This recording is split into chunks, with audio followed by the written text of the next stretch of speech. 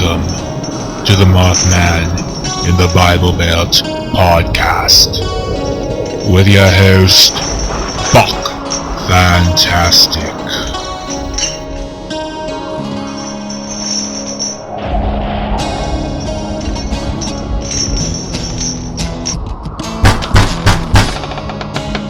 Girl Scout cookies. Buck Angel is a trans activist, educator, entrepreneur, and former porn star.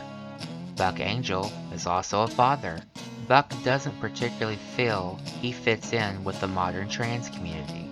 Buck has made several recent appearances on conservative podcasts and TV shows making controversial statements about trans persons competing against cisgender athletes in sports and what it is to be trans. Some in the trans community see Buck Angel's views on trans issues as archaic and inflammatory.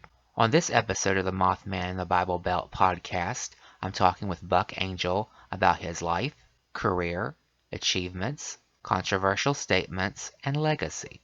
We also discuss his thoughts on the anti-trans doc, What is a Woman?, Rachel Dolezal being transracial, and where Buck stands politically. Join me, your host, Buck Fantastic, for another exciting episode of the Mothman in the Bible Belt podcast. Because everyone has a right to an opinion, even if you vehemently disagree with it. Buck, how are you doing? I'm good, my friend. Everything is good. And how are you? I'm alive. Yeah, It's raining good. cats and dogs in West Virginia today, so... Oh my gosh, I forgot you're in West Virginia and Kentucky got nailed. Did you also get nailed with this? With the southern storms? part. Oh gosh, I'm sorry. It's horrible. That's where strip mining is down there, so go figure, Yeah, well, my Buck, mom's from you West have- Virginia. And Yeah, you do have some ties here. What made your mom decide to up and leave? Oh, well, my mom left when she was 5, to be honest with you. So I think they moved to here, to California, when she was 5 or something. I'm not really sure why. I think my grandfather was looking for, they were coal miners. So I think he was looking for different kind of work maybe and came out here to do different things. But you haven't been to the Mountain State ever? No, which is something I really have been trying to do. I heard it's so beautiful and I want to go with my mom. She's 83 now. So I really want to go with my mom and just see everything and maybe meet cousins that I've never met before. We've got the Allegheny Lunatic Asylum. It's supposedly haunted. We got the Mothman statue. We got Moundsville, which is supposed to be haunted. Wow. Sounds cool. Yeah. That's just, our big to do here is whitewater rafting, which I'm pretty sure you probably know about, right? Yes, of course. I know you're famous for that. No, I'm dying to do that too. I've yet to do it, but my cousin Stacy, she's done it and she loves it. Right. That's her big drawback to the state. She left, her and her family left for Ohio in the 80s. So. Oh, wow. Yeah. So before you transitioned and became Buck Angel, you were a fashion model. Mm-hmm. How did you feel in that skin and facade? Yeah, a facade. That's great. I wasn't comfortable. I did many things that I had to do to survive. I wasn't comfortable being a woman, but even though I got hired as a female, they hired me because I was so androgynous and I sort of couldn't tell if I was a boy or a girl. And that was kind of like the beginning of androgyny in the fashion world. So, I made my way through the world by doing things that I wasn't comfortable doing because I didn't even know that I could transition to live as a man. That was never something that was actually told to me. So I just thought I would have to, do things to make money, survive. And sometimes you have to do things you don't like. And I didn't like it. Totally get that. When did you notice there was something different about you that didn't match who you were on the outside? That's a great question, especially for today. So, I'm 60 years old and I was born in 1962. And so I grew up in the 60s and 70s when actually, remember hippies and free love and all of that. I remember, I grew up in Southern California. So we did have a lot of that sort of free love, long haired dudes wearing tight clothes and kind of androgynous in some of them. So it wasn't so rigid in the gender space. But that being said, I knew I just felt like a boy. So that's what I would always say, whatever that means. I was like, I want to be a boy. I have two sisters, an older and a younger. And so I just wanted to be a boy. And my parents were super cool about that. We called it tomboy, right? So my parents didn't really have an issue with me. It was like family functions and going to church or stuff where I'd have to wear the one and only dress I owned. But I wouldn't say that I always knew I was this way. I would say that I felt like a boy, but I also want to tell you that I didn't feel different, if that makes sense, because I think I was really accepted in this way that was like, the boys always liked to play with me. I was good and I was the best. I was better than all the guys when it came to sports, skateboarding, all of it. So I always got picked first for the teams, even though I was a girl.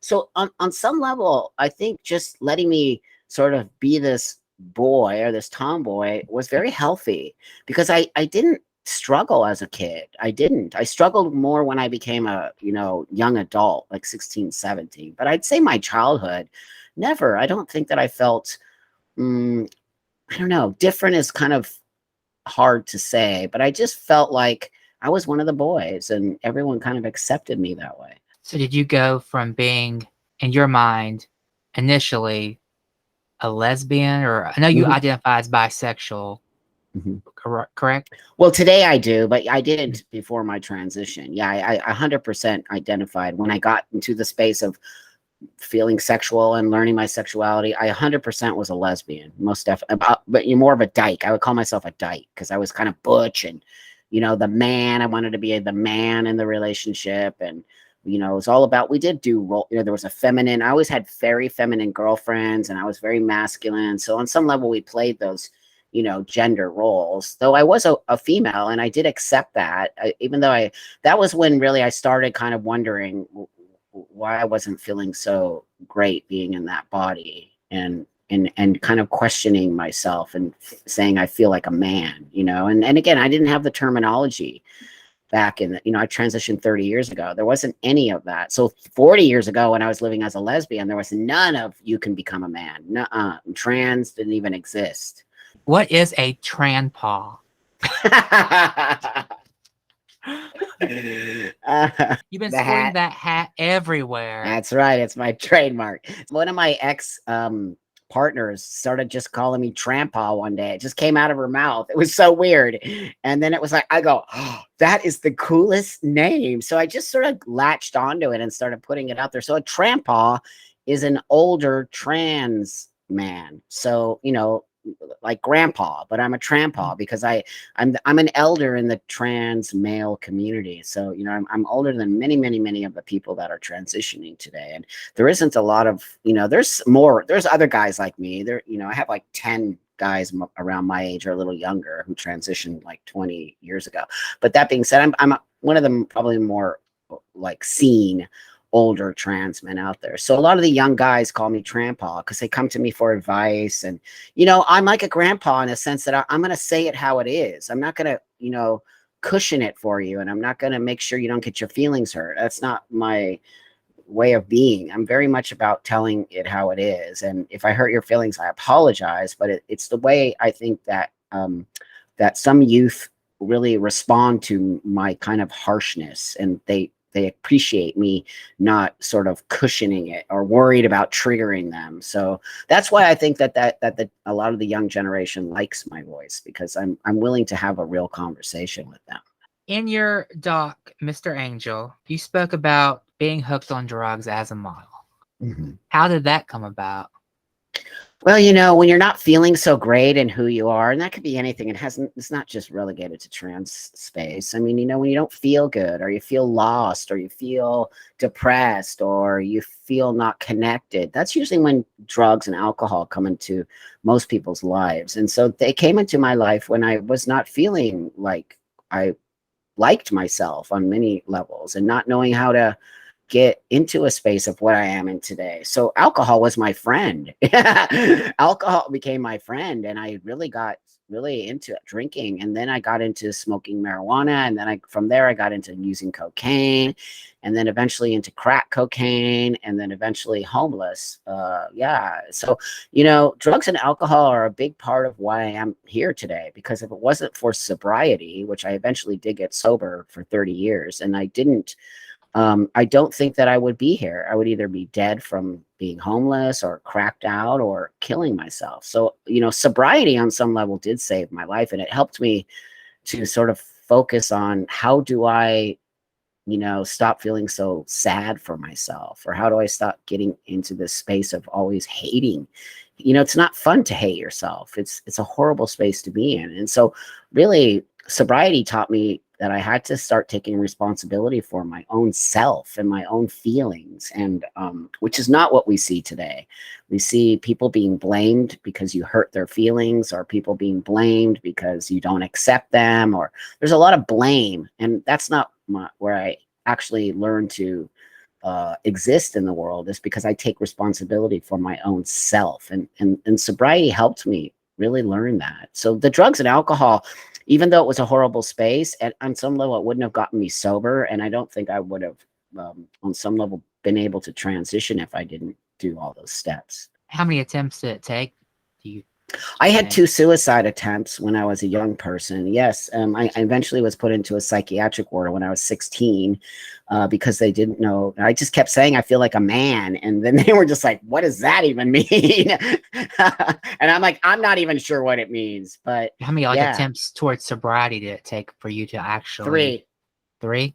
Yep. So 2 attempts of suicide, then 3 attempts of sobriety. And then after the third one, I was sober 100% for 30 years. Now I use cannabis as a medication. That ain't nothing. Yeah. So they call that California sobriety. It doesn't kill you. That's for sure. And it doesn't make me want to do drugs, and it doesn't make me want to do, I use it only in the nighttime to go to sleep. And, that's why I'm very open about it. Cause it was the alcohol and the crack and the cocaine, all of that shit is the stuff that took me out. So how long were you homeless when you were homeless? Yeah, about only a month, but that doesn't seem like a long time, but it is. When you're on Were the you streets, on the streets or in the shelter? I was in the streets and here Wow. in Los Angeles. And yeah, I lived in the park, and then in the night. So then that's how I got hooked on crack. And then I would sort of do this, like sort of walk down the street, and men would pick me up because I would dress like a boy. So I was very masculine, and hadn't transitioned yet, but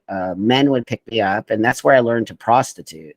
And that's where I learned to sort of get money for drugs, was doing things with men in cars. And yeah, so that was my survival technique, was to sort of get picked up by men and learn to sort of do that interaction for $20 and buy my crack cocaine. And then what happened was, this is the thing that really got me off the street, is I went home with somebody, which you're not supposed to do that. It's kind of like the rules of being on the street. And I did, because he was a different kind of customer, and he was young, and he had cocaine at his house, and he was like, "Come home with me, we'll hang out and party." And I'm like, "Cool, and I'll give you a bed to sleep in for the night." But when I started to walk into that house, he just whispered in my ear, "I know you're a girl, and I'm gonna basically rape you." And so I freaked, and we just did the dirty deed. And I remember he changed after that. And then I said, "Could you take me back to the donut shop where you picked me up?" And he was like, "Yeah." And I was like, oh my God, I got away from him. I couldn't believe it. And that's when I got sober. And I have never looked back, because that scared the crap out of me. I thought I was going to die for sure. I thought I was going to get chopped up in little pieces. And, it was the scariest moment, seriously. And it really was instrumental in getting me sober. Sorry to hear that. No, it's okay. Were homeless services more accessible back then in California than I had today? no idea. I didn't even seek out services, because Did I didn't anyone know. seek out you to help? Nope. I had lost all my friends. My family had disowned me at the time. So I was actually 100% alone. And yeah, it's a really weird place to be in. I had burned all my bridges, and I had burned all my friends sleeping on their couches and doing those kinds of things, and having no direction. I had no direction. I was just living. I wasn't even living. I was just surviving on some level, and with no direction. And that's why I really think it's so important today that we teach young people a direction, and not so much that, you're just trans. No, you're not just trans. That's part of the equation. But, you got to start teaching people that there's careers involved, and there's much more to my life than being a trans person. But when you have no direction, whoever you are, that's a sad place to be in. And I never thought that I could actually be this person. So it's why I feel so happy and lucky, and I have such an amazing life, because I never thought I would get to a space of happiness. A lot of trans people, not all, but a lot of trans people in our country still, due to discrimination, find themselves in a position where they are turning to sex work to survive. Yeah, of course. Yes, it's been forever. Because you Yeah. have to understand, the kind of people that turn to sex work are usually people that can't get a regular job, or ostracized from communities, or they think it's easy money when it's not. And so sex work is a very, very difficult profession, and it is a profession on some level. But it's also a means and a way for people to survive. So there's survival sex work, and then there's professional sex work. So, I've done both, by the way. So that being said, yeah, a lot of us end up on that space because we can't just go get a job. Maybe our name changes or maybe my ID says female, but look at how I look, right? There's layers there. And it is a very difficult space to be in, where sex work, anybody can do it. Anybody can become a sex worker. There's no sort of like space that you have to learn how to do it. You just do it. In California, who makes more money? Mhm. Fast food workers or sex workers? Well, that depends. Fast food workers make money now. I think they've brought up the base pay to pretty decent. But that being said, that's all relative on some level, because it depends on how many people you're seeing as a prostitute, right? If you see 20 people a day at $100 a pop, that's pretty decent cash. But if you're only seeing one or two, and it's not easy. You have to stand outside, you have to get picked up, you have to, sometimes it's scary. There's so much stuff. But then there's the great thing about just having a regular job, which is you get a paycheck every week. You probably get health insurance. You don't have to be out on the street, which is a whole other. But some people like being out on the street and just being their own boss and making their own cash and having their own space. So, also you have to understand, some people actually really enjoy doing sex work, and I think we have I'm a not misconception. slamming. No, I don't think you are at all. I just want to say that to your listeners. I do think that some people think that sex work is a horrible thing, but you have to let it be case by case. You know what I'm saying? But in this reality of it, it's still something that people use as survival. A job's a job, That's right. That's right. That's how I view it. I mean, it's still very stigmatized. At the Yep. same time, you have a lot of people who are prostituting, regardless of who they are. They're Yep. being physically assaulted, they're being Yep. raped, and they're being Yep. murdered. But you don't see that in the press a lot. No, because we're sex workers, and sex workers are like the scum of the earth. Seriously, I created pornography. Forget it. I'll never get rid of that. I still work in the industry making products like sex toys and stuff. But once you're a pornographer, you're always a pornographer. And I'm considered like the devil in many circles. And, I take offense to that on some level, because I make adult entertainment movies. I don't make stuff for young people or any of that. And adults can make their own choices. We live in America. But if people have this misconception of sex work, of this or that, and yet it's a multi-billion-dollar industry. Same with sex work. So there's a reason for that. People utilize it. So when did you start the transition process? 30 Hormones and years. all. Yeah, 30 years ago. So when I was like 30, but I'd say 28 is when I really started to think about how to get this thing going. But my first testosterone shot was 30 years ago. And I got lucky because I found a therapist who really didn't understand it either, but she was willing to try to figure it out with me. She said, let's figure this out. And she did. I mean, it wasn't for her really acknowledging that I felt like a man. We didn't have the word trans, like that wasn't something that we sort of talked about, but we figured it out. And she really helped me get to the next step of taking hormones, which, the doctor I went to I was his first transsexual man. He had never worked with transsexual men. He only worked with transsexual women before. So he even told me, I've never done this. I have no idea what I'm doing. You're going to be my, basically, he said, my guinea pig.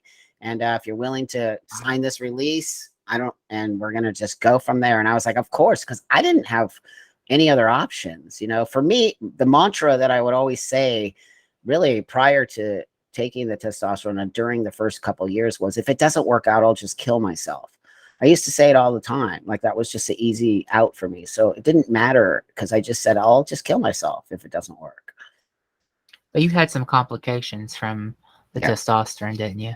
Yeah, I sure did. Like, really bad complications. Again, remember, I'm one of the first sort of people out there, a female, anatomy person doing testosterone, which is a foreign subject in my, substance in my body. It's not natural. So my body is fighting against, I'm putting testosterone in a body that creates estrogen, and it's just fighting against it. So what happened was that I started getting these weird cramps, like they feel like period cramps. And I was like, wait, that's weird. I don't have my period anymore. Why am I having all these weird cramps? Long story short, no doctor could figure it out. They were like, well, just take some Advil. I'm just like, what? And then eventually what happened was that I was having an infection build up in there, and my uterus and my cervix sort of fused together, and then it popped. And then what happened was that I got septic. And if anyone understands what septic means, you're about to die, because poison gets in your blood, because it basically created a huge infection in my uterus. And then I had to be rushed to the hospital. I had to have an emergency, surgery. And I was living in Mexico at the time, and it was a nightmare because nobody knew about trans people, and they were freaked out about my body, and they couldn't understand how I had a uterus, but I was a man. And it was just, oh gosh, and the language barrier. But eventually, they fixed me, and I had a massive surgery, and I have a massive infection. I had to go on 3 months of the antibiotics before they could even do the surgery, because I was so sick from that. Yeah. And it was horrible. And it was, something that could have been prevented if they would have given me a supplement called estrogen. And if they would have given me a little bit of estrogen because to balance it. Yes, that's right. That's right. And any doctor who is versed in hormones should have known that. I mean, men and women have testosterone and estrogen. Men have higher testosterone, women have higher estrogen. But you also have estrogen, and women also have testosterone. We just have different layers, right? But the vaginal space needs estrogen in order to function. That's basically what I went through, was early menopause. That's what happens with women, is the estrogen starts to go away, and then that causes a lot of female, reproductive problems. And that's exactly what happened. There was no more estrogen there, and it just literally just freaked my whole body out. It was horrible. But nowadays they do give trans men the estrogen along with the testosterone. They're not even so that's a great question, by the way. So I posted it. I've been very vocal about it in my community, yet I have guys writing me every day. I have cramps, Trampa. These are horrible. I go, you got atrophy happening, my friend. You got to talk to your doctor. And the doctors don't even know what's going on. This is insane. They're just throwing this testosterone at these guys, and not understanding that they actually needed some estrogen in order to, or a hysterectomy. If I would have got a hysterectomy earlier on, none of that would have happened. So, we're still experiments. I mean, 30 years ago, I said it was an experiment. 30 years later, we're still experiments. You're not really a fan of phalloplasty. Well, for myself. So that needs to be spoken about. For me, I don't care what anybody else does. Honestly, I just don't. That's not my space. You're an adult. You can choose to do whatever you want. For me, yes, I was not a fan of it. It is not something that I did my research that I found to be worth all the money, all the surgeries. It's not a simple operation. It's very, very intense. And I have some friends who have it, who actually told me they wish they never did do it. So there are complications. There's some guys who like it and have it, and they're great with it. So for me and my story, nope, I'm very happy that I never got that surgery, and that I can function as a man with no penis, and it's perfectly okay. Can you use the constructed penis to have sex? Yeah. Can you still, not to be nasty, but no, it's not, ejaculate? No, you don't ejaculate. That's not possible, because it's gone. Well, when a woman becomes a man like Hmm. me and decides to have the penis surgery, Hmm. it's very limiting. So I mean, they're getting better, but it's still not what I would consider for me something I would want. You do not ejaculate through it. I think now you can get an erection, and they might have these pumps that they put inside the testicles, so it kind of can give you a bit of an erection. And some guys told me that they actually have sensation in it. So I mean, it has come a long way, but no, you're not having any ejaculation, because that would be, I guess, way too complicated, and I'm not even sure they could ever do that. I was just curious because you hear about cisgender males having silicone pumped into their penis and winding up with ED after doing Yep. that. Yep. That's right. That's exactly So, right. Yep. So, but that's a biological male, right? So that's a different story. I'm not a biological male. So that's why if I got the penis surgery, it's just basically fake on some level. And why I can't make it get an erection, but I can pump the testicles, so it just feels complicated for me. And everything with my body now is so not complicated. I've learned to just it's like being born maybe with a small penis. Big deal, right? You just deal with it, mhm. you move forward. I have a small penis. I'm not even worried about it. It's not, I haven't had I've never had any complaints sexually, so I'm good.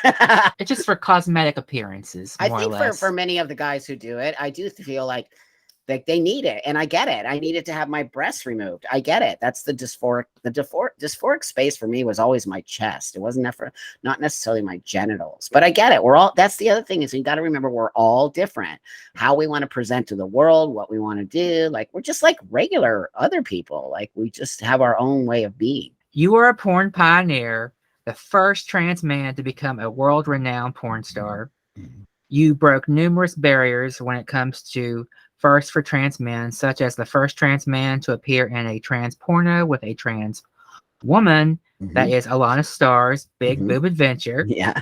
You were the first ever trans man winner to receive the 2007 Transsexual Performer of the Year award Mm-hmm. at the AVNs, Mm-hmm. and you're the first trans man to have your own doc. What other barriers do you intend to break before you kick the bucket? Wow. That's a great question. It's not always been for me about being the first. I think more for it was about opening the door.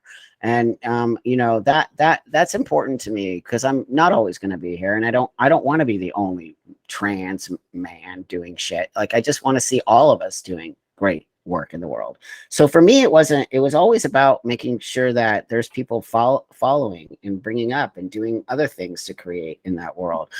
So I don't know if I created the first trans male owned cannabis company. That recently I created that. So I was the first in the cannabis business to create that space.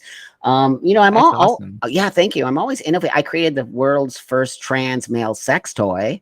And I created a products that were the first in the sex space of lubrications and all kinds of products I've created. So I'm continually innovating. I would consider myself an innovator on some level, and I don't relegate myself much anymore to just trans, because it's changed so much. And I think now I feel like my voice needs to be heard in a more universal space. I feel like I'm kind of done in the trans space, and it's a newer space, and I have a different way of being, and I'm super comfortable and confident with myself, that I feel now, what I really want to do is bring myself to the whole world in a way that they don't look at me like I'm a trans person, but more like, oh, that's Buck, he's that dude. So it's more like sort of getting that trans label taken off of me for something. Not that I feel embarrassed about it, but more that I want to see that I can coexist in the world, and that hopefully we can show that more of us can coexist in the world. And Amen. it doesn't need to be like, I'm trans, look at me. When I did it, there was not very many trans people. So I really felt like I needed to do it in order to get us visual in the world. But I really feel like we are super visual right now. And so I really think that people still don't understand us in a way that I personally would like people to understand us. However, other trans people educate, that's on them. But my way of being is coexisting. My way of being isn't separation of genders and people. I want to live in a world where we all respect each other, and Or if I don't want to hang out with you, I don't have to. It doesn't make me transphobic just because I don't want to hang out with you. I want to stop this sort of behavior that is happening that is not aligning the trans world with the world. It's actually separating us more. Now, are you growing cannabis in California?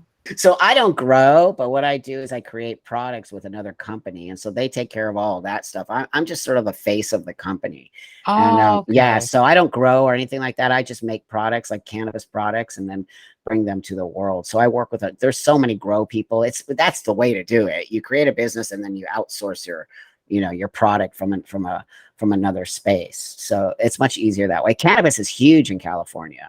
So what possessed you to get into porn? Good question.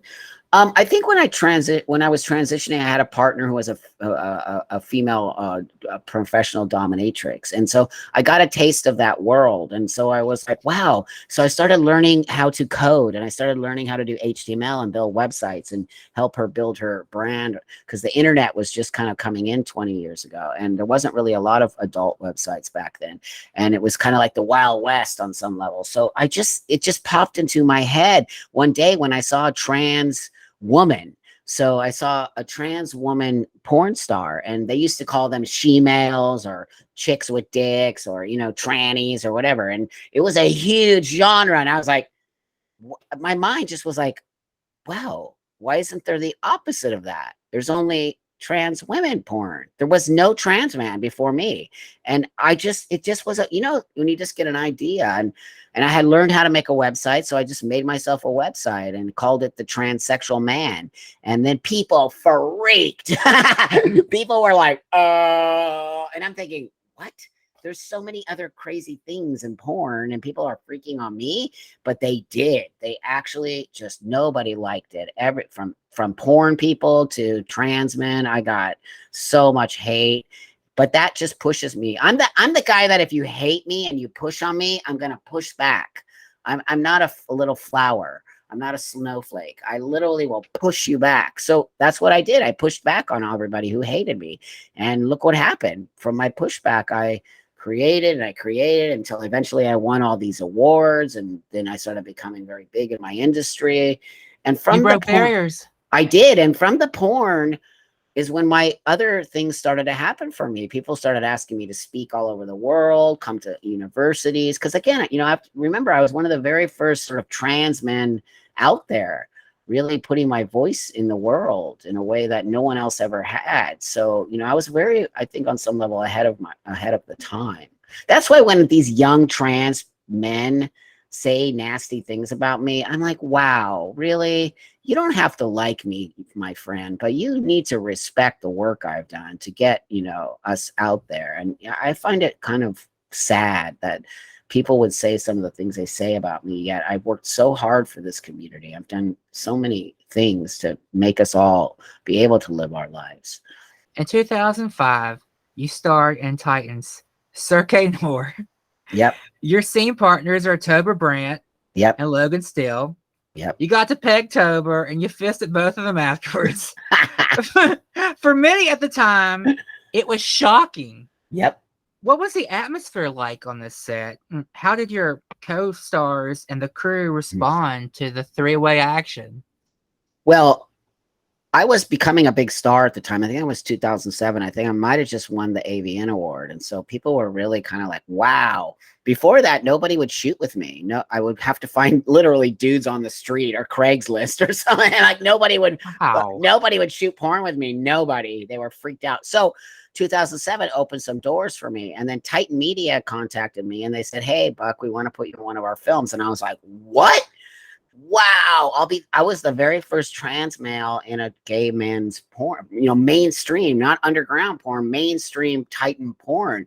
So when I got on set, both of those guys are bisexual. So it was super easy. Like they didn't have any issues. They were like literally excited, like their mouths were watering. They were like totally into it. So honestly, it was such a beautiful set. It wasn't a lot of people on there. They kept it kind of closed on some level, just cameramen and stuff like that. But no, I had an amazing experience, and from that moment on, it blew people's mind. I mean, a lot of gay men hated it; they just thought it was disgusting. But then there was a lot of gay men that loved it, and they thought it was beautiful and amazing, and opened a lot of doors. And so, when you're controversial, which I am, you're always going to get both sides of the coin. You're never going to be just like this gigantic champion. But it was amazing, and I tell you, it was one of the best experiences I've had in the pornography business.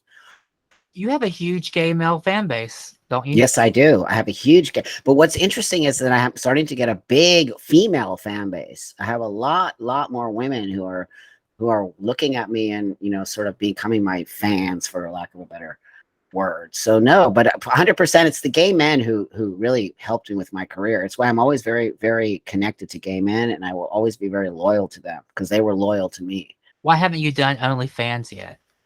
I have an OnlyFans, but I don't really do it because you want to know why? Because I don't like what they did to us. I kind of just backed off of it. They with the credit card thing, and they sort of dumped on all the porn stars who basically built that platform. And I just sort of got grossed out by the whole thing. So I sort of backed. I have it, but I don't really upload stuff on there anymore. More trans men are getting into porn. Yeah. Do you feel like the patriarch of trans porn for men? Well, I mean, I think I'm the guy who sort of created the genre, if that makes sense. But I feel like I've really backed off of it. And I'm not, I love seeing guys get into it. It makes me happy. I built that, I built that platform. It wasn't there before I did, but I built it for all of us. I did not build it for me. And you can't have a genre without more people doing it. I mean, there's still nowhere near the amount of trans men I would like to see doing it, but that's okay. There's some great trans guys out there doing the work now. So no, it's not my space anymore. I did it. I'm the guy who does stuff. I get bored. I need to do You've something been there, else. done that. Yeah. Moving on. That's right. I like making sex toys. I really enjoy that space a lot. Who was your favorite scene partner when you were doing porn? Oh gosh, that's a great question. I don't think I have one favorite, and I want you to know my Lana Star one. It was so great. We had such, and I love the Titan one. But with my own productions, I would say for me, none of them were famous people. They were always just people I found or sent out, a request. But for me, it was always about the connection. So, mostly I shot with men because I did like more gay porn, but it was always the connection. If you came over and, we sit and have a coffee or a beer or whatever, and we're just hanging out and just getting ready for the scene. If we don't connect, then we can't do the scene because I just can't fake it. And I can't, I love the feeling when you see two people in a scene and they're really actually connected. I mean, I could tell the difference. And so for me, it was always about that. There would be guys who would come over and could not have sex because they just couldn't, get hard because they were so freaked out about my body, even though they said they could do it. But, your brain doesn't lie. That's why your brain is connected to your sex. That's why you can't say stuff like, if you don't date a trans man, you're transphobic. That's the most ridiculous, insane thing I've ever heard. People's sexuality is in their brain. It's wired. You can't change that. So I would see guys come over and not be able to sort of, perform. So I would have to just cut the scene and be like, well, we'll just find someone else. Were these gay men or bisexual or just straight men or? Mostly gay. I think I had one straight guy one time, and that was a difficult scene because he just could not perform. So eventually I just had to say, forget it. And, eventually I had to start writing on my, model release that basically if you did not ejaculate, then you don't get paid because I'm paying you to ejaculate. I don't care what else is going on here. If you cannot perform, that's a performance, right? Then why am I paying you? So I'm not going to pay you while we sit here and wait for you to 4 hours later. That's just ridiculous. So I had to write that down. And then eventually, wow, magically they could ejaculate. Were the gay men wanting to go for the butt versus the vagina? That too. They always. Is that the problem? Yeah, one of those things. But I think when they physically saw the vagina, it freaked them out, which I don't doubt it at all. I get it because it's wired. They feel more comfortable with a penis than a vagina. Even though, look, I'm very masculine. It didn't matter. That would happen. And I that really just made me think so much about how hardwired our sexuality is. So why did you leave the industry? Other opportunities started to happen for me, and I didn't want to be an old porn star. There are some older ones that are still at it. They are my Daddy porn friends. is in right now. No, I see it. It's there, but it's a lot of work doing porn. And I just felt like I did it. Like I said earlier, I did it. I actually won all the awards. I've done it all. So I just felt like it wasn't challenging for me anymore. And I wanted to do so. That's why I got into making sex toys. And then I got into public speaking. And then I got into educating and going around the world and talking about my transition and trying to get people to understand that. So I just feel like I had other aspirations, and it's not that I think porn is bad. No way. I think that it's just I grew out of it on some level. You sell t-shirts, hats, pleasure products, and again the cannabis. What's your most popular product? Oh gosh, my most popular product is called the Buck Off. And the Buck Off was the very first trans male sex toy. And basically what it is, it's a little stroker. So it basically goes over the clitoris and it sucks on, and then it looks like a little penis. And then you just kind of, do the same motion that a man does, of jacking off. And it just blew up. Like Forbes magazine did everyone would freak. It was amazing. So that's still today. And I think I released that toy 4 or 5 years ago, and it's still my top selling product. 100% it is. So did you develop it yourself, or did Yes. you work with others, or? So what I did is I created the prototype out of another product, and I cut it and I showed, and then I went to every single sex toy company in the industry. No, nobody wanted to do it. That was over 5 years ago. Nobody wanted to do it. They were like, that's not going to sell. It's all about money. It's an industry that creates money. So if they're not going to make money, they don't want to do it. So I finally found this one company called Perfect Fit, and I went to see the guy.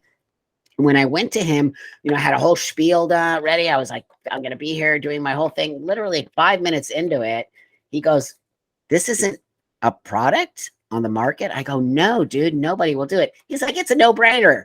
Let's do it." So this is it right here. So he actually helped. He's a designer, and he helped finish designing it the way I wanted it, and see how it has like a little penis head on it. So it literally fits over your clitoris, and then you just do like that. And it has like a suction thing in the middle of it right here. It's a real basic, easy little toy. And then I made it really accessible financially. It's like $25.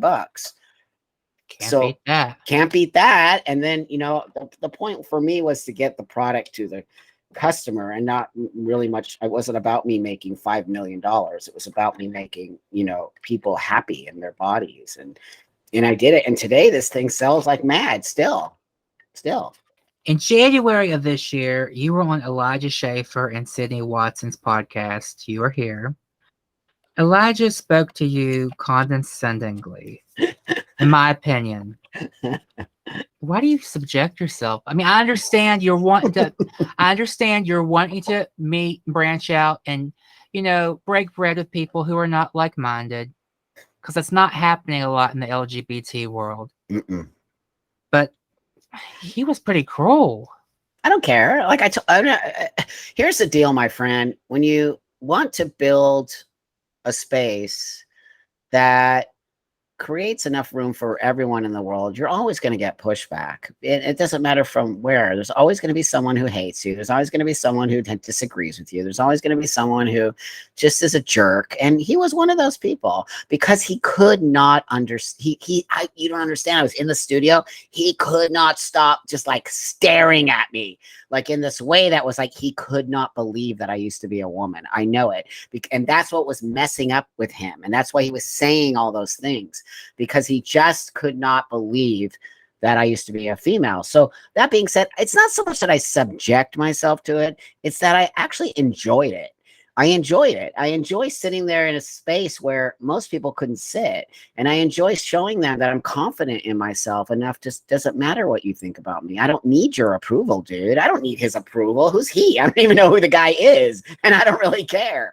But he's super Christian. And so, not that that's a bad thing. That's your space. I don't care about it. But that being said, he was really, it was all about Christianity with him. And I was the devil, and I was doing bad things, and I'm leading people down the wrong path. And that's his headspace. So I left that show. We were total buddies, and me and Sydney are all totally connected now. But I did my job. I'm not slamming you for doing it, because again, we need people, whether it's in the LGBT community, the Black community, all these various minority communities. Yeah. going and speaking to people who are not like-minded That's to right. let people know that we are not people to be afraid of. That's right. We may be different from you, but That's we're right. not a threat to you, your family, your lives, you know. That's right. That's exactly my point. And so I'm not scared to go on these shows. There's a lot of people in our community who spew hate and spew nasty stuff out there. They're never willing to go on those shows. So on some level, a lot of times I have to clean up the mess. And that's how I feel like. I feel like I'm this guy walking behind everybody like, fuck, man, did you really have to say that? Now I got to go here and be like, we're not all like that, my friend. You know, I'm not a representation. I also want people to understand I do not represent the trans community. I represent me, and I'm a transsexual person. And so what I want people to see is that there are individual people within our community. In the LGBTQ community, there are all different shapes, sizes, ways, conservative, liberal, Christians, Jews, all of it, just like everyone else. But for some reason, we have these loudmouths who tend to be the sort of leaders. And I don't know how we were captured. We've been we captured corporate space. We captured academia. We captured this space that now I don't like the way I'm being represented. I don't like the hate-filled nonsense. I don't like pushing people to do pronouns. I don't like this idea that you're transphobic if you don't date a trans person. None of that resonates with me. So on some level, I have to be out there like championing for my own space. You said trans men aren't men and trans women aren't women. Mm-hmm. It's outraged some people in the trans community. Mm-hmm. How do you feel about intersex people? So let me just clarify that. I never said trans men aren't men. I said trans men are trans men and trans women are trans women. I've never said they are not men or women. I said we are trans men. We are different than biological men. Trans women are not women. They're trans women. So yeah, how is that controversial? I have no fucking idea, because we are not biological men and women. We are trans. And so I take offense to those people in the trans community who keep trying to push me into this space that I'm a man. I am not a man. I'm a transsexual man who lives as a man. Big difference. I'm different than you. So we cannot put ourselves in. Why are you erasing the trans experience? Why are you erasing my experience? If I don't let people know that I'm a transsexual man, they don't understand where I'm coming from and that I'm a biological female. That's what they don't like. They don't like that I'm connected to my biology. But if I wasn't connected to my biology, I wouldn't be a trans person. That's where I don't understand what they're saying, because the whole reason you transition is because your biology isn't corresponding with the way you feel in the world. And so you have to fix it in order to walk the world as a man or a woman. It doesn't mean that you are a man or a woman. It means that your trans experience has created this sort of space for you to walk in that world. I don't need to deny anything about who I'm, what I am. So I personally don't like them representing me, just like they don't like me representing them, right? So when you start saying trans men, you're including me in that. So I push back on that. And I say, no, that's not my story. And that's not where I'm at. And there's a lot of people like me, by the way, who don't. There's just a loud group out there. They don't represent the whole trans community. They're just louder than a lot of us. So, you know, I know that I'm controversial, but why is that controversial when it's an actual factual reality statement? I'm not trans, so I can't speak for, you know. Sure you can. I don't want to hurt people's feelings, you know. But you're not. Me and you are having a conversation. So yeah, but I just don't want to. I get it. I respect that. I respect it. Back to that end of that question. How do you feel about intersex people? Oh gosh, I have like friends who are intersex. How do I feel about them? I mean, I don't think I actually have a feeling. I think that they're there, they're valid. Yeah. They're not trans people, they're intersex people. They get lumped in. And you know, my intersex friends get pissed when they get put into this space, or they get used in a way that says, well, what about intersex people? Like intersex is a very small community. So the intersex people I know don't like to be lumped into this whole conversation, that they have a different experience, way different than trans people. A lot of people who are very conservative, when they talk about gender in general, they don't think about the people who are intersex, who aren't born. They're born with both. That's right. With both worlds. And a lot of their parents They make decisions for them when they're That's babies right. and toddlers, which they have no business making. I And feel the as same adults, about puberty blockers. So that being said, you have to also understand what that situation is with that parent. I'm a dad, so I have a 10-year-old son. So it's different when you actually have the kid. You have to remember this: the doctor. You got to hold the doctor responsible. Doctors in the medical society have always been very adamant to tell a parent, well, if you don't fix this right now, your child's going to grow up. They say it all the time, and that's why parents would go along with the surgery. But those things have changed now, and there's been laws passed about changing the gender of the child, because so now they don't necessarily do it as much, and I think it's being talked about more, and I think they're letting the kids just grow up in that space. And then when the kid is old enough to make the choice for themselves, it's exactly how I feel about puberty blockers. How dare a parent make a choice so drastic for a child because you think you're doing the right thing, or the doctor says that they're doing the right thing? You don't know that. This is a child who needs love more than they need medication. what do you think is the right age for young people Well, I can't to answer that. contemplate? I cannot answer that because I think, like I always say, everyone is different. Every single one of us is different. Some kids, and I know a kid who was put on puberty blockers and seems to be doing perfectly fine. Yet I know another kid who was put on puberty blockers who's destroyed their life. He's destroyed his health. He's sick all the time. He can't function. So, there I have two stories. One worked, one didn't. So, again, it's a case by case basis, though I'm going to tell you that the majority of my thought process is that I don't think it's appropriate to give these kids that medication. Now, that being said, I think cross-sex hormones at a later age could possibly work. And I have seen 18, 17-year-old kids take it and seem to be fine, but we don't have long-term studies. Remember, I transitioned at 30 and I already had health problems from that. Imagine if you're transitioning at 17 and what's going to happen. You appeared on conservative Charlie Kirk's Turning Point YouTube show. Mhm. You said that you need to be diagnosed with gender dysphoria to be considered trans. Transsexual. Many in the transgender world don't feel that way. Yeah, that's right. That's why there's transgender and transsexual. So I'm a transsexual, which is somebody who lives in a medicalized space, who gets diagnosed with a thing called gender dysphoria, which is an actual disorder. And you move through the world getting medical attention, changing yourself so that you fit into the world, and you move through the world in the binary space. That's a transsexual person. Now you're talking about transgender people. I don't know anything about that. That's a whole different space than me. I don't live in that space. I live in a very medicalized, gender dysphoric space. Those people now are self-IDing, choosing to live that, whatever you want to do, my friend. But when it comes to the transsexual space, it doesn't work that way. We all have a diagnosis. We're all very okay with our diagnosis. We believe in gender dysphoria. And to be a transsexual, you actually need to have a diagnosis of gender dysphoria. So as a transgender umbrella term, I can't speak for that because it's not my space. I don't know why people slam me. I think it's and I don't feel that from you. I just don't understand why they can't seem to hear me when I'm saying constantly, I don't represent any community. I represent me and my transition of 30 years ago. I transitioned way before many of these people, and it saved my life. So I'm not going to sit here and pretend like I'm not a biological female, and that I didn't live half my life as a woman, and that my experiences are this. And I don't have the same experiences as those people. I can only speak to the world about me and because there are little bucks back there, just so you know. There are little dudes like me who are waiting to get to the space I'm at. And that's who I'm talking about. I'm not talking about those non-binary people or any of those people. That is I'm talking about the little bucks who need to grow up and become men and move forward in their life. That's why I stand up and speak about everything, because I'm standing up for transsexual people who need to be in a medicalized space and have a diagnosis. But do you think limiting that to simply being a medical diagnosis is contributing to keeping being transgender stigmatized?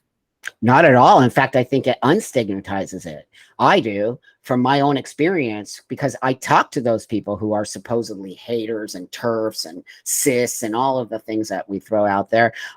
Once I have the conversation, they're like, oh, I get it. It makes a lot. So on some level, for some reason, I keep building a bridge because of my honesty. all people want is you to be honest. People don't hate me. People don't not hate me. People who hate me are in the trans community, which I find bizarre. But the people outside the world don't seem to hate me, and they seem to thank me for being so honest about my space and my situation. So all I know is my honesty has only gotten me into a better space in the world. Do you think Charlie Kirk is still a small-minded bigot on the matter of the transgender, transsexual issue? Yes, of course he is. 100% he is. And I don't really care. I spoke with him. I said, I won the debate. I won. But I don't care. That's his problem. It's not. He seems very unhappy. I'm not. He does. He looks like he has a stick up his ass. The way he was looking at you, it was like you were dirt. Yep, that's right. And that's okay. I felt bad for you being in that everybody seat. saw it. Everybody, the you. whole world saw it. And I get so much amazing email from that thing. I have to tell you, that's why they bring me back there, because it's their #1 viewed video. Did you know that? The #1. It blew up. It blew up because I'm willing to have the conversation. And then these haters, all of the comments, if you just even go read, they'll be like, thank you, Buck, for having the conversation. Thank you for being so civil. Charlie was a little bit freaked out. Like, everyone saw it. They saw his nervousness around me. And, you know, I can debate. You know that. You saw me. I can sit here and debate. I don't have any issues. I do not feel uncomfortable in that space at all. I like being in that seat. I like the hot seat. In 5 to 10 years' time, do you think Charlie Kirk is going to come out as gay? I got the vibes from him. He follows me. He followed me on Twitter like 4 or 5 years ago. Wow. And I didn't follow him. He's still following me. Yep. Interesting. That's very interesting. I'm, you know, again, and I'm whatever. not remotely where he's at politically. You know, you never know. That could be why he's addicted to porn. I didn't even ask him what his addiction to porn was. Is it gay porn or straight porn? So I did. I felt some vibes from the poor guy. I feel sorry for him. I don't think he's happy. I don't think he actually is living in his truth. I think he's living in an untruth. He's trying on some level to live in a space to make other people happy. He's not living in a space to make himself happy. That's what I feel. That's a lot of conservative people. I used to be conservative when I was a kid. Wow. I went through an evolution when I got into college. I went from conservative to moderate to liberal to progressive to I just call myself a leftist now because progressives in West Virginia are very conservative. Yeah. They're in bed the fucking religious right. Oof. That's so scary. That is, I'm nothing, you know, I think my values are liberal for sure, but you know, politically, I don't even like the political space right now is a little bit messy for me. And I don't feel on either side or wherever we're at, I don't feel honesty. I feel a dishonest everyone right now. I feel like there's this desire on some level to just win, but whatever that means. I mean, do you really care about the people? Are we really caring about the people? I don't feel that. When Big Pharma is in it, you know, everyone's about money. Everyone's about, you know, being #1 on TikTok. We've lost our way. I believe. Yeah, I don't think a lot of people in this country know where they belong politically because they see Democrats and Republicans both taking dumps on them. That's exactly right. They're not working right. for them. They're working for corporate America. That's exactly right. Both sides are. So how do we, as I consider myself very middle, I'm not conservative in any way or shape or form. I might have a little conservative thoughts just because I'm 60 and I've seen a lot and done a lot, and I'm a family guy now and I have a kid, and so I have different responsibilities with my child than people who don't necessarily have children. So, you know, I'm far from conservative, but I think I might lean a little towards some conservative values at certain times. How has fatherhood changed you? Oh my God, it's made me calmer, more relaxed. I don't give a shit about the nonsense out there. I have a responsibility for a young person to bring them up to be a super awesome person. So for me, the responsibility now lies with this child growing up to have no bigotry, to not be a homophobic weirdo or a transphobic weirdo or hate people, but to be a loving, kind human being who can bring awesome things to the world. That is my job now. Did you see Matt Walsh's documentary, What is a Woman? Yep, I sure did. Of course. What were your thoughts? Well, first off, why is a man doing a movie about what is a woman? So that was my very first thought. I was a little bit disappointed in the fact that it was a dude. Now, I'm not a fan of his, by the way, because he's super homophobic, super transphobic. He's kind of not a nice person, you know? And I would sit and I listen to him a lot because I believe in listening to people like that. So you can see where their minds are. You know, I listen to all sides of I watch Fox News, I watch CNN, I watch all of it because I like to see where the sort of space is, what people are being fed. So he feeds a lot of hate. And I get the idea and I understood why he did it. And, you know, I'm very pro women and I do a lot of women's rights activism. But that being said, I thought it was a horribly done as a production. It wasn't, you know, my partner is a documentary filmmaker. So it was really kind of low end. But the other side of that is I think it's an important space to talk about that, but it was very on some level one-sided. And then he got all these wingnut sort of left like woke people who were saying things that make us all look stupid as far as I'm concerned. They couldn't even like, come on, just answer the question. It's a basic question that deals with biology. And so this is why I find what we're doing to the world kind of weird. Why is that question so hard to answer? And why are we pushing people into a space to think things that aren't necessarily true? Why are they not asking what is a man? Never do we ask that. We never ask what is a man. Why are men not being erased? Women are on some level. When we start saying people with uteruses, people get their period, people who, you know, menstruate, whatever the heck's going on. We never say that about men. And we don't say men with people with testicles or people with a penis or people who sperminate. We don't do that. So, you know, you really got to look at that. It's very important if you want to start to see the whole picture.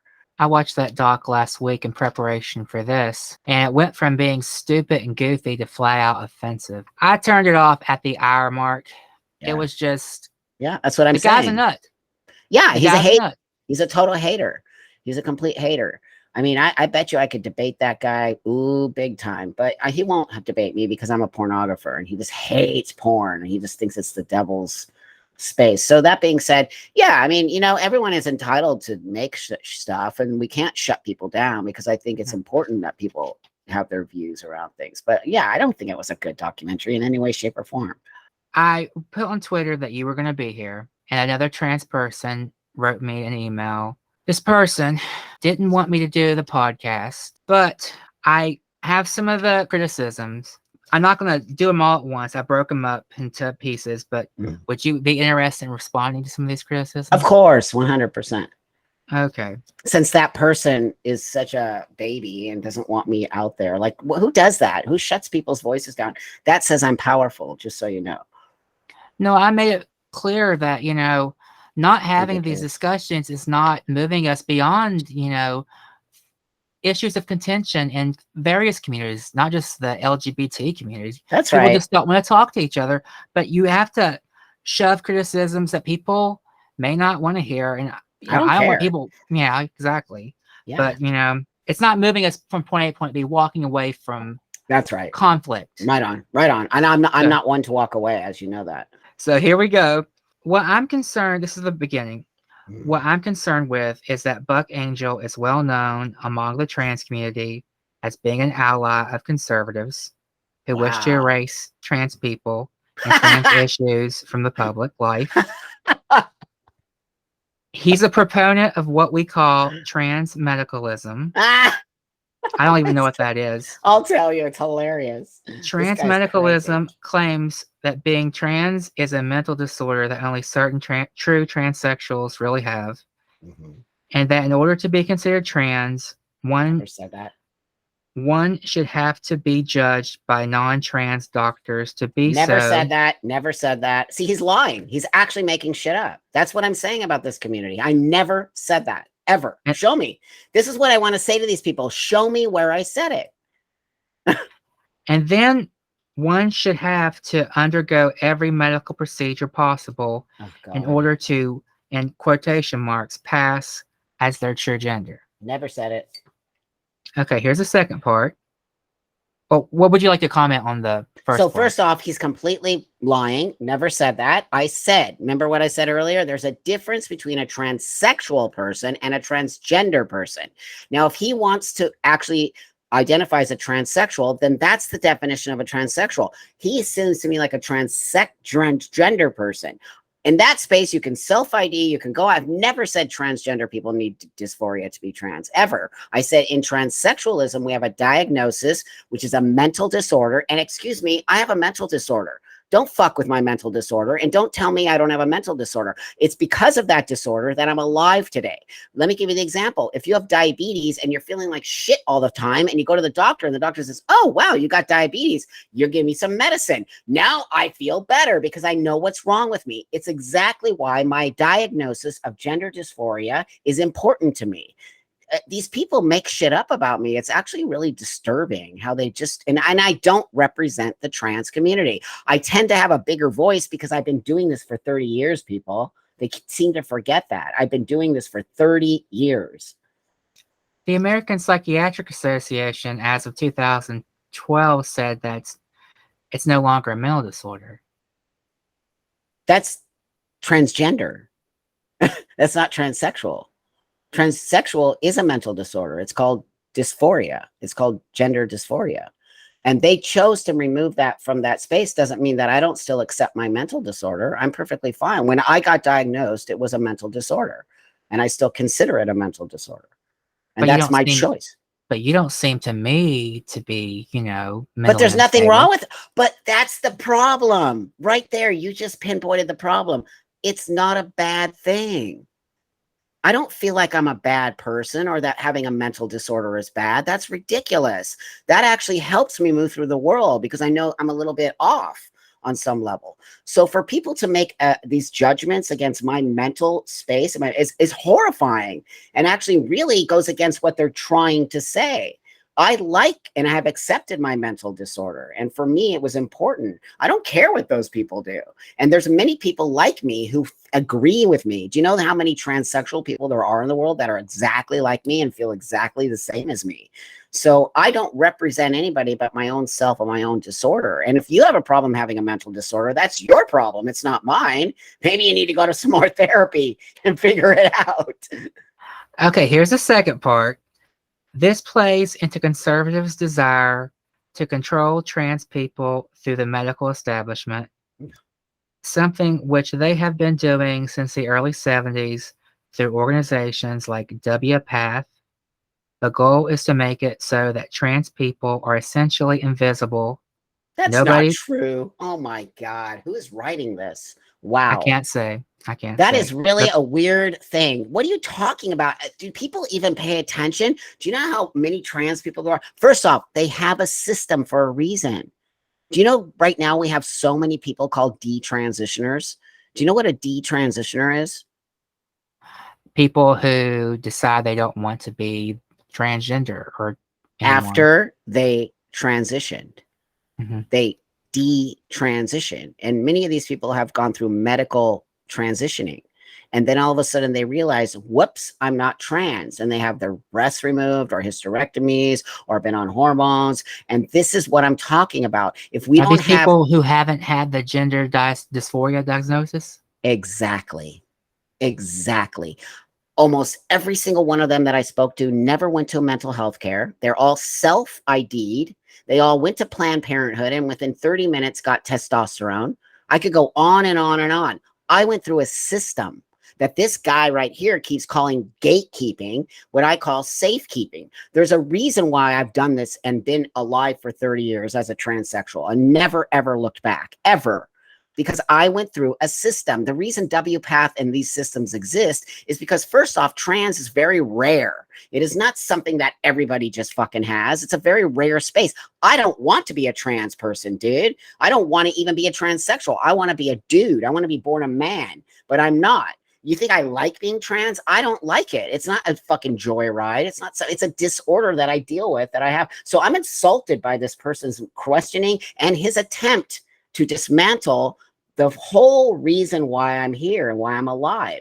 So that's what I'm talking about with this community, how they all of a sudden come in and try to shut my voice down because I'm not saying it the way they want to hear it. That's not my problem, dude. Get your own platform, make your own platform, and start to speak out on your own space. But don't step on my toes, because I'll step back on your toes and you won't like it. So these people who write it and don't have Buck Angel on, why do you think I go to those conservative talk shows? Why do you think I do that? To change public sentiment. That's right. And to Who else is gonna? stigmatize. That's right. So is this dude here who's just totally throwing shit at me gonna say, oh, he's gone conservative? I just sat there and told you I am not a conservative. I'm very open about my political space and where I am. I'm a liberal.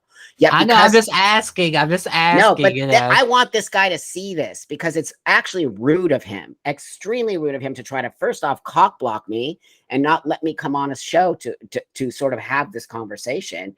Yet I bet this guy right here will never go on any show if he's asked to go on. When I was younger, it was my understanding that you had to live your life, if you were transsexual or transgender, as the gender of your choice for 5 years before you could even get treatment. That's right. Was that true? Yep, that's right. Not 5. I think it was 2. That's right. There? What happened?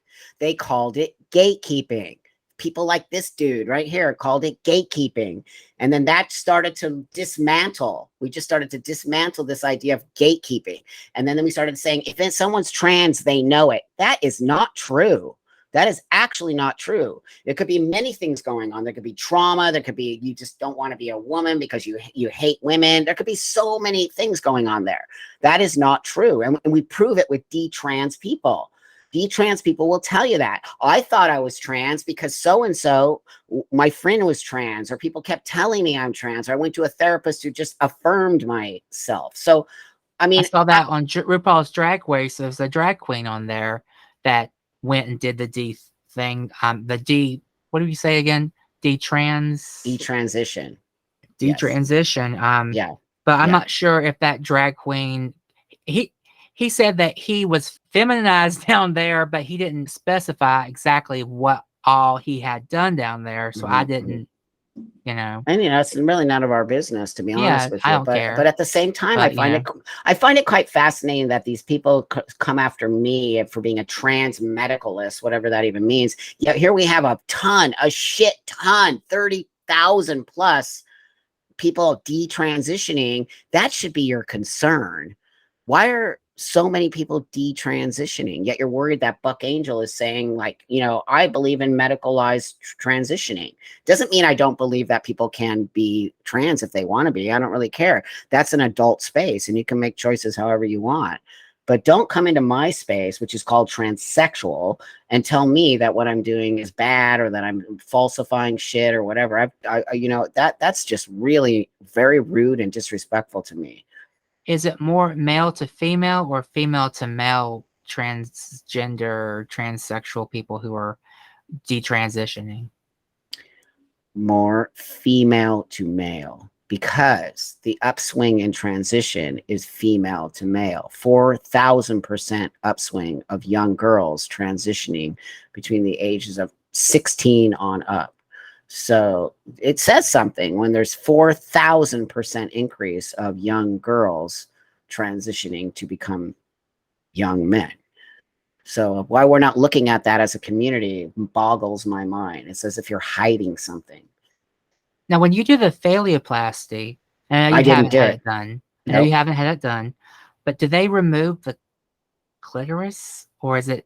Well, there's many ways. I think there's other ways to do it, but to be honest with you, I'm not really versed on it other than knowing what my friends did. So I can't really answer that. I think they use it in a means and a way to keep sensation. So I'm not really sure how they do it. I find it fascinating, the whole surgery, to be honest with you. But for the most part, the long-term change that you really can't undo is just the vocal cord change. Well, right now, testosterone. That hair. Long-term. Yeah, hair growth. If you remove your breasts, you're never growing them back. If you get your hysterectomy, you're never getting that back. So any type of surgery is permanent. That's permanent. My beard is permanent. You want to hear more? What that person said? Yeah, sure. You can bring it on, but I have like 10 more minutes and then I have to head out. So okay. Yeah. Okay. Nobody should be able to tell you that you are trans, or if they can tell the reactionary violence against you is justified and you're not a true transsexual. That's ridiculous. First off, let me tell you something. I don't care what an adult does. If you want to trans, go ahead and trans. My space these days is about children 18 and under making life-changing choices because they can know who they are. And that's not true. You need to have some mental health care before you make that choice. So I disagree with this guy. Okay. I'll just read a little bit more.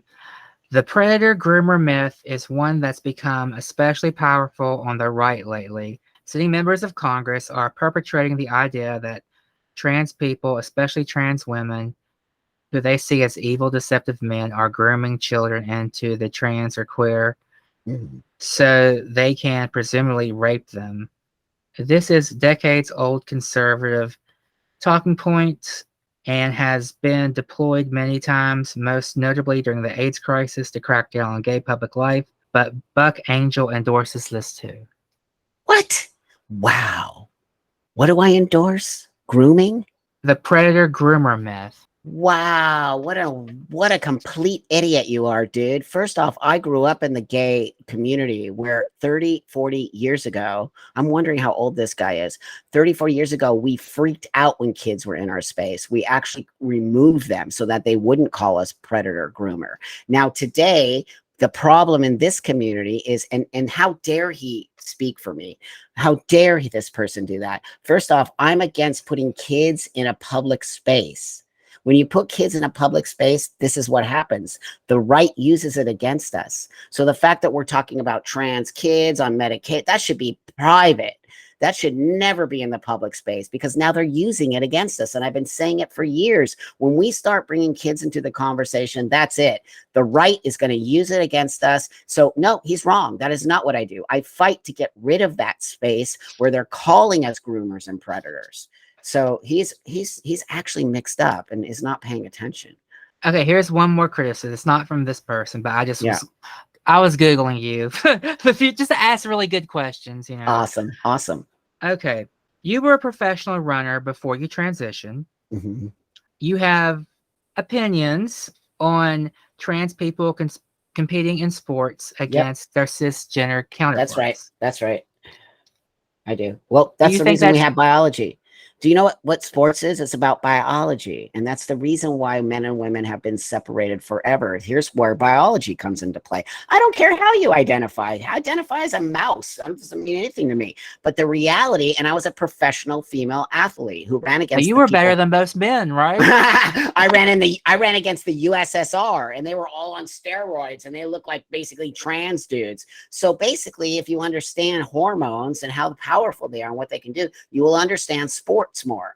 So it's not that I'm telling you that trans women aren't women or trans women don't need to compete. That's not what it's about. It's about a fair playing field. And Leah Thomas completely solidifies my choice. She's blowing women away, where women will never be able to compete at that level. Why are we even having this conversation?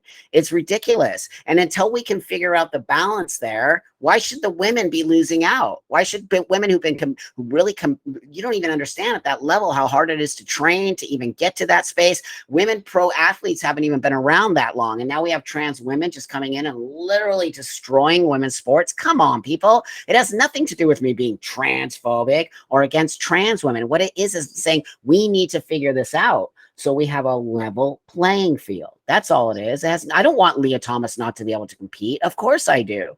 But she knows how much better she is than the rest of everybody else. And how is that even competing? That's not competing. So do you think that there needs to be trans male and trans female sports teams? Yep, I sure do. 100%. Do you think that just continues to stigmatize being trans? But trans isn't stigmatized. What? I'm not stigmatized in any way, shape, or form. What are you talking about? If you're in West Virginia. Yeah, but that's why we have to have these conversations, and that's why we have to talk about things, and that's why we have to educate people instead of pushing on people and telling them you're a TERF and you're a transphobe. That shuts people down. They don't want to change. We have to educate them. And for us to come and put trans people in it, trans women, because trans men are never talked about. It's all about trans women. then we have to understand people are not going to accept us because we're literally dominating the sport. Like we're acting like biology isn't even a factor when it is 100% a factor. So I disagree with people who say that trans women are women and should be in sports. That's not true. Trans women are trans women who are biological male and transition to live as a woman, but have the benefits of some biological male attributes. And why that's even controversial, I don't even know, because it's actually factual. But I mean, do you think that just helps further the whole No, bathroom? no, the bathroom thing isn't even that bathroom? big. Nobody gives a shit. Go to Europe. Everyone shits in the same toilet. Nobody cares. That's a political, we've become a political football. All of this is not even really happening. People are just using us. They're putting this stuff, sports stuff out there, this children's stuff out there. They're doing that to get people pissed off at us or to make shit up about us. And that's why I keep saying this is a personal space for me. My transition, now it's become a political space. That is unbelievable to me. And our West community, Virginia, there are politicians that do want bathroom bills. And that's, you know why? You know why? Because they make shit up about us and they say, oh, the trans women are all predators and they're going to come in and da da da da da da. And then there's some crazy fucking dude who decides he wants to be a woman and looks like me. And then we have those assholes doing shit like that. And then everybody thinks trans women are crazy fucking weirdos because they look like men and they don't. I mean, there's a whole many levels here that people aren't understanding. You know, when we see those kind of guys and we see that stuff happening when they're self-IDing, but not transitioning, but saying, it's like you right now telling me that you're a woman, but never ever making an effort to look like a woman. Those are the people that are messing it up for everyone, because those are the ones that will go in the woman's restroom looking like a dude. And then women going, what? But then them going, well, I'm a woman. I'm self-IDing as a woman. We in the community need to take responsibility for this instead of pretending like it's not happening. It's 100% happening. That's what self-ID is. But do you think the whole transgender sports debate is actually fueling bigotry that's leading to the bathroom bills? Yes, all of it is. All of it is. It's why we need to just fucking stop. We just need to, we're not having this conversation with you. And then we need to figure out in our own community. This is about our community and figuring out how we can make ourselves feel in a space. I never dominated men's spaces. I never went into a gay man's bar and said, fuck you, get out of my way. I'm a trans person. If you don't like it, you're transphobic enough. Never did I do that, ever. So I don't know why we're doing that. That's not how you make change. You don't make change by pushing and saying we belong here. No, you make change by saying, how do we coexist with you? I guarantee you the world will be so much more friendly and open to us if we say we want to coexist. We do not want to dominate. It's a real factual thing.